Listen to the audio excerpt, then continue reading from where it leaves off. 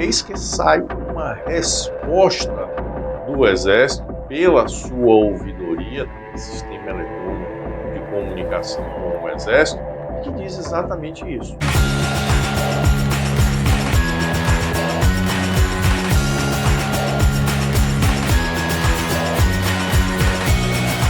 Olá, seja muito bem-vindo a mais um vídeo, aqui Fabrício Rebelo, hoje para tratar de um assunto que voltou a gerar uma certa polêmica, especificamente a respeito de quais armas estão ressalvadas pelo artigo 79 do Decreto 11.615.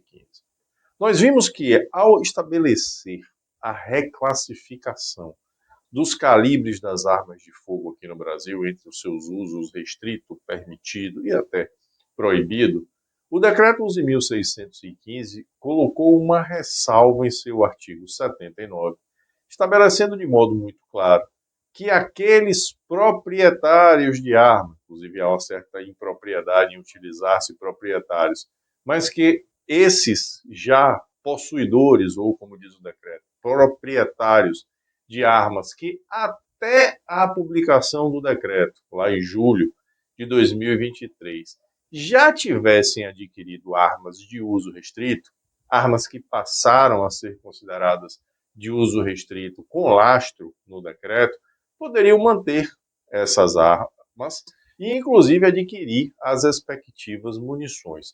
Isso, no primeiro momento, não causou nenhuma controvérsia muito objetiva, tendo em vista que o processo de aquisição era já de sabença popular, concretizado a partir da emissão da nota fiscal. Acontece que, com a publicação da portaria 166, em dezembro de 2023, se estabeleceu lá no artigo 61 da norma, especificamente lá no inciso 3º, a linha B, uma sistematização de aquisição das armas de fogo de modo escalonado. E ali se estabeleceu que a aquisição da arma só se concretizava com a entrega do CRAF e da arma ao adquirente, que apenas nesse momento a aquisição estava completa. Deixa aqui no vídeo as disposições da portaria 166 a esse respeito. E então se criou uma celeuma, porque muitas pessoas, muitos atiradores desportivos, haviam iniciado o processo de aquisição de armas que passaram a ser consideradas de uso restrito, já tinham mantido os entendimentos com o comerciante, com a loja que iria vender essa arma, a nota fiscal já tinha sido emitida, mas com aquela suspensão de análise dos processos, não havia sido emitido o respectivo CRAF ainda, ou seja, essas armas tinham nota fiscal, mas não tinham CRAF. E como a portaria veio e disse que a aquisição só se completava com a emissão do CRAF, mais do que a emissão, a entrega do CRAF ao adquirente juntamente com a arma, essas armas que já tinham a nota fiscal emitida, mas não tinham o CRAF, não poderiam se enquadrar na ressalva que tinha sido colocada lá no artigo 79 do Decreto 11.615. Isso era péssimo, mas é a sistematização que foi trazida com a portaria. A aquisição só se encerra nesse momento. Acontece que algumas pessoas começaram a questionar o Exército a respeito desse entendimento, porque queriam ressalvar as armas a partir da emissão da nota fiscal. E eis que sai uma resposta do Exército pela sua ouvidoria, naquele sistema eletrônico de comunicação com o Exército, e que diz exatamente isso. Na resposta que foi encaminhada ao consulente, se estabeleceu que será considerada, sim, a data da nota fiscal, e não do CRAF, como estabelece a portaria 166.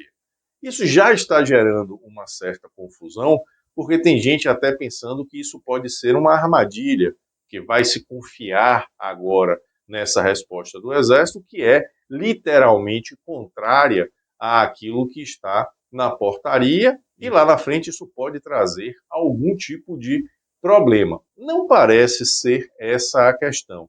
Embora, de fato, a portaria seja muito clara, lá no artigo 61, ao estabelecer que o processo de aquisição só é concluído com a entrega da arma e do CRAF, não há impedimento a se entender que a ressalva do decreto, lá no artigo 79, se aplica a partir do início do processo de aquisição. É uma interpretação elástica, uma interpretação bastante benevolente, inclusive aos atiradores. Não é nem de longe a interpretação mais segura, mas é uma interpretação possível. E se é uma interpretação possível, a partir do momento em que o Exército consolida essa interpretação, ela sim pode muito bem ser aplicada. Por enquanto, isso não está em ofício, isso não está em DIEX, isso não está em nenhum documento formalizado, está em uma resposta que nem sequer veio por ofício. Esse sistema de ouvidoria do Exército, ele permite que qualquer cidadão chegue lá, formule a sua consulta, e essa consulta é respondida pelo próprio sistema, pela ouvidoria.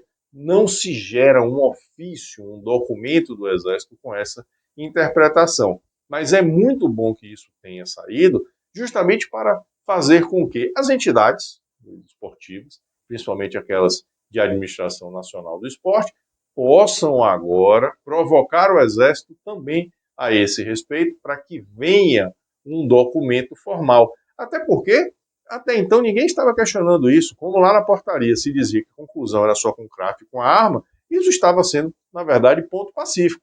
Só que com a alteração, com esse novo entendimento do Exército, isso abre uma margem muito grande, tendo em vista que, caso seja considerada a data da nota fiscal, muitas daquelas armas que foram adquiridas na janela de prorrogação do prazo das autorizações, que também constou lá no artigo 79, que quem tinha autorização válida poderia exercer a compra ainda por um prazo, isso vai ressalvar também essas armas. Essas armas também estarão ressalvadas. Qual é a grande importância da ressalva? É não se enquadrar na exigência de nível 3, porque essas armas podem ser mantidas independentemente dos níveis. Então, uma informação bastante importante, essa resposta, nesse documento com a resposta, vai estar disponível no Clube de Assinantes, lá no Clube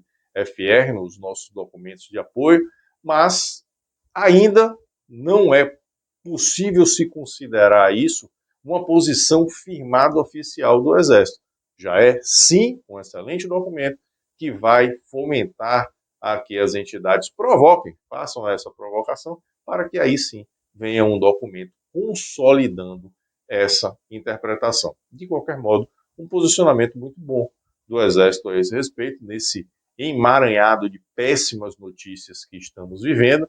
Parece que finalmente alguma coisa positiva aconteceu. Aliás, tem sido curioso, há algumas outras questões que vão surgir nos próximos dias que vão revelando como o Exército está propenso a dar algumas interpretações mais benevolentes, mesmo que não seja o que está especificamente escrito no decreto e na portaria. Esse talvez seja o primeiro passo nesse sentido. Muito obrigado por sua atenção, espero que tenha gostado de mais esse conteúdo. Relembro que é você que não deixe de interagir conosco, curtindo, compartilhando, se inscrevendo, ativando suas notificações e comentando. Se quiser ter interação mais próxima conosco, avalie as possibilidades de assinatura no YouTube ou no nosso clube, o Clube FR, onde apenas lá é possível trazer alguns conteúdos que não são comportados pela plataforma aqui no YouTube e também disponibilizar alguns documentos. Forte abraço e até o nosso próximo encontro.